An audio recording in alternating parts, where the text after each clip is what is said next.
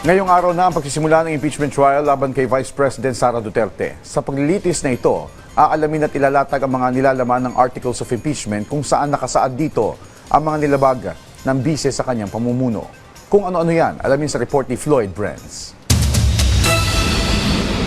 Simula ng paglilitis kay Vice President Sara Duterte sa 4 na articles of impeachment na inihain ng House of Representatives sa Senado na tumatayo bilang impeachment court. With 255 members voting in the affirmative, 26 against, 9 abstention, House Resolution number 989, together with the findings, conclusion, recommendations contained in Committee Report number 261 are hereby adopted.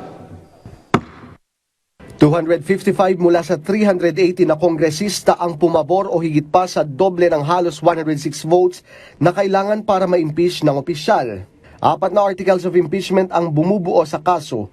Unang isasalang ang Article 4 o ang pagbabanta sa buhay ng mga opisyal ng gobyerno na binigyan ng 11 araw na trial dates batay sa pre-trial order na inilabas ng Senado bilang impeachment court.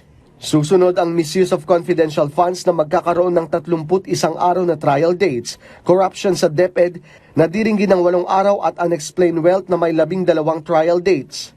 Mula June 18 hanggang 25 naman, isinagawa ang pre-trial na sumesentro sa pagmamarka at evaluation ng mga documentary evidence na isinumite ng prosecution at depensa.